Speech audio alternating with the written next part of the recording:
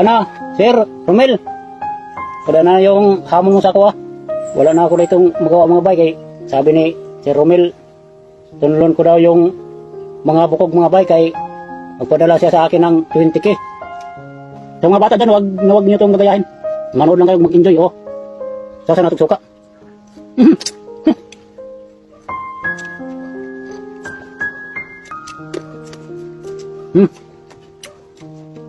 Sir.